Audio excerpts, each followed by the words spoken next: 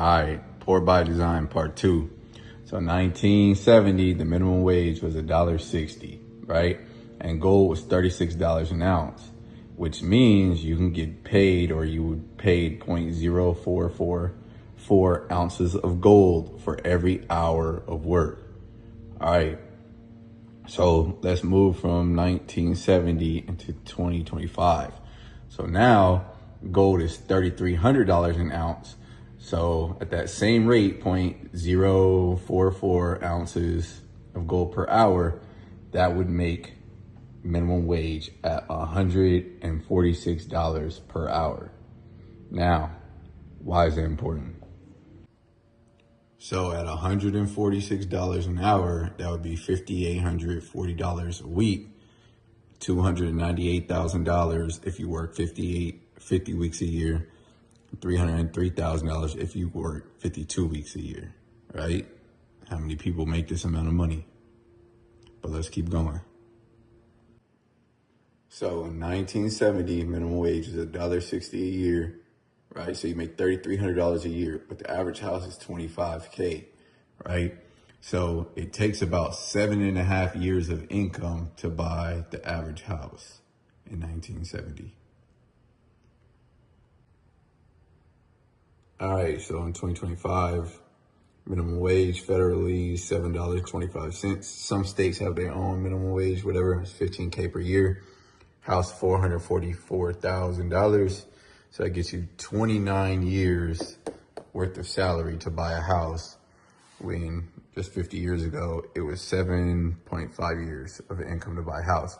Does that mean raise the minimum wage? What does this mean? No.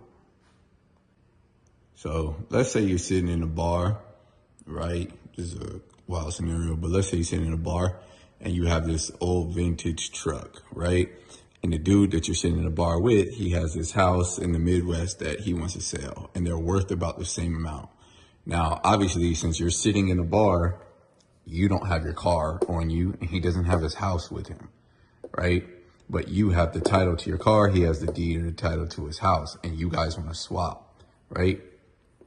You have this in your hand, he has this in his hand, right? Now, your car is worth 100K. This house is worth 100K. So y'all want to swap. All right. So, like I said, you have the title in your hand. He has the deed or the title in his hand, and you guys swap.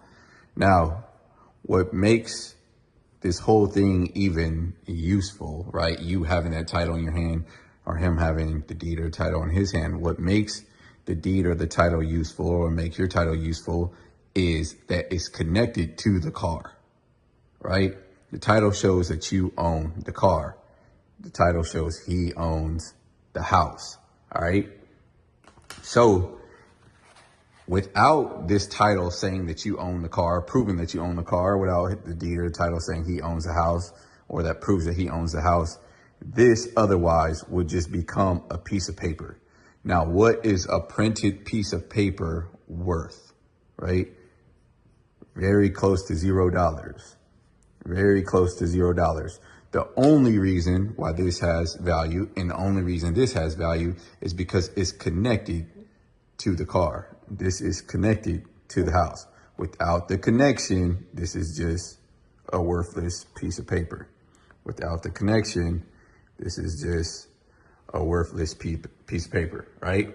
Now, the next question you should be asking is, okay, well, what gives the car value, right? Or what gives the house value? Now, it's because it took some type of skill, effort, and materials in order to build this truck, right?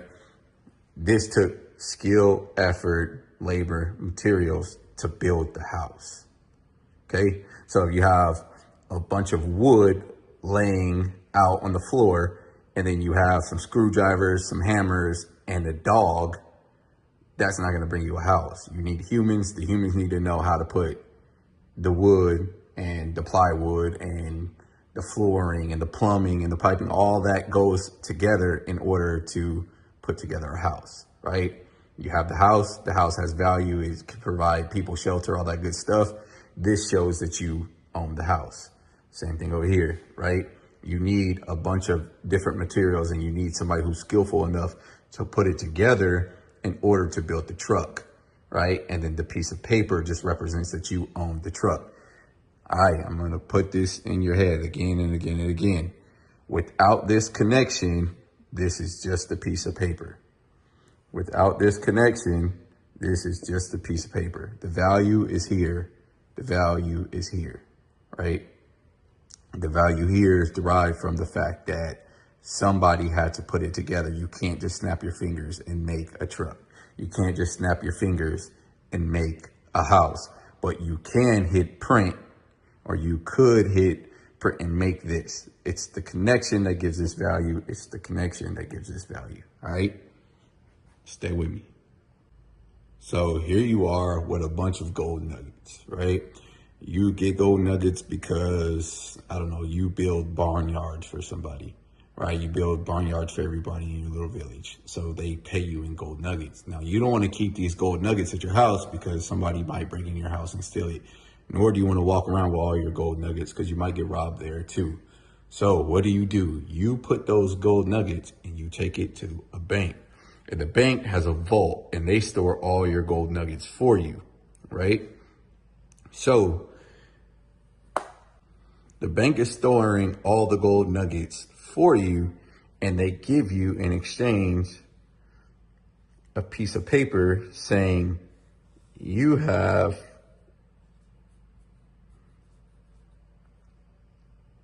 about $100 worth of gold nuggets that belong to you, right? So you can take this and now go swap it with the guy in your village who he makes, I don't know, he makes shirts, right? So you want to go buy shirts for you and your family. So he's like, hey, I got shirts. So you're like, yo, I got this piece of paper that says, that vouches, that is tied to my gold nuggets in there. I'll give you this piece of paper. You can take this in there and they'll say that this vault or all these gold nuggets either belong to you, or you can take the piece of paper and go trade it or whatever, right? So he's like, all right, cool. I'll give you 20 shirts. All right, so let's go back to the other example. What gave this piece of paper value is that it's tied to the gold nuggets.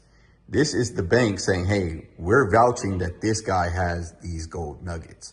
This is redeemable for these gold nuggets, right? If they were not tied, they were not connected, it's just like the title for a house that's not connected to the house, or the title for a car that's not connected to the car.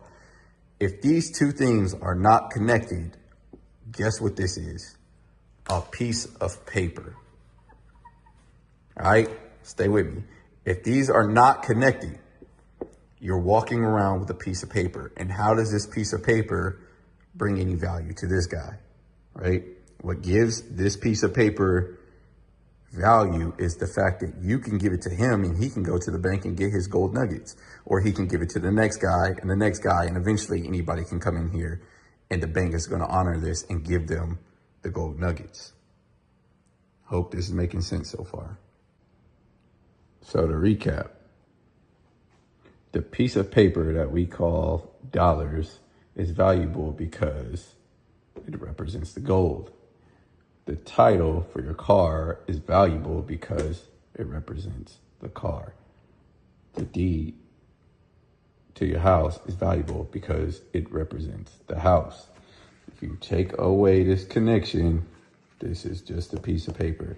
If you take away this connection, this is just a piece of paper. Now, if you take away this connection, guess what? Exactly, still a piece of paper.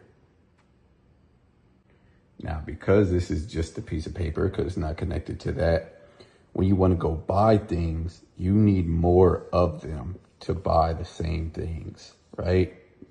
So you're like, yo, I know it used to take one of these units to buy a soda. But because they keep making so many of them, because there's so many of them in existence, now it takes these two. I'll swap it for a soda. And then a few years go by, you go, wait. There's way more of these. See, they could just make them as faster than I can draw these pieces of paper. They can go in a computer system and change how many pieces of paper are available. So a soda used to be worth one of them when there was only this many. But now, and then two pieces of paper when there was only this many. But now there's this many pieces of paper. So now, if you want to swap for my soda, give me these amounts, right? So when you look at that at the store and you have your little cup, right? 1 year it cost $1. The next year it cost $1.30. The next year, or you can even go by decades, is $1.50, and then it's $2. And you go, your grandpa goes, oh damn, I remember when this $4 item used to cost $1. Right? So then you're saying, I wonder why it keeps going up.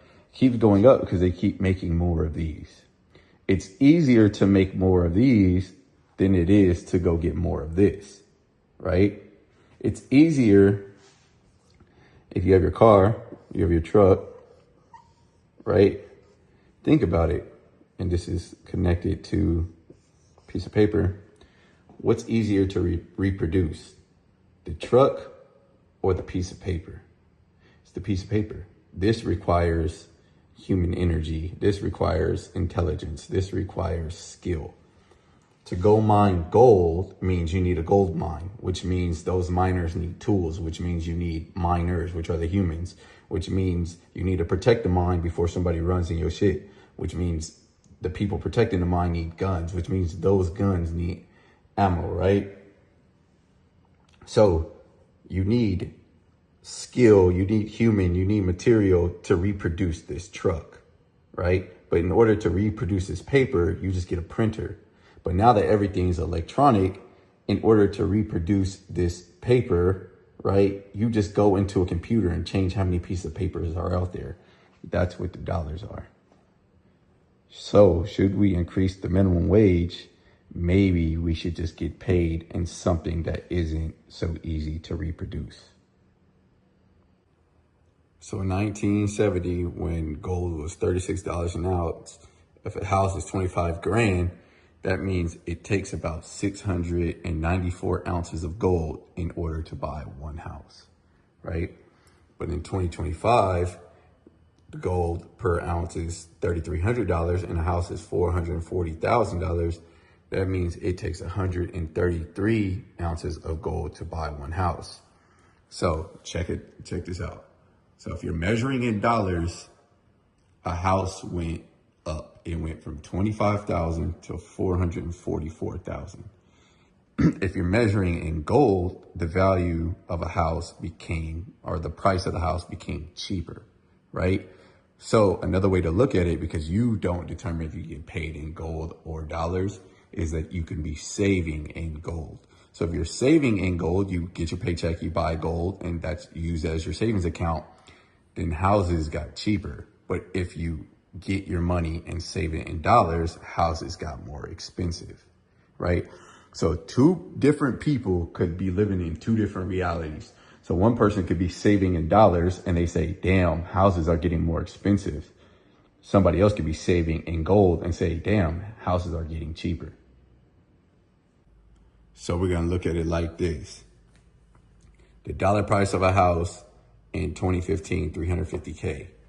But then in 2020, that goes up to 400K. In 2025, we're at 440K, right?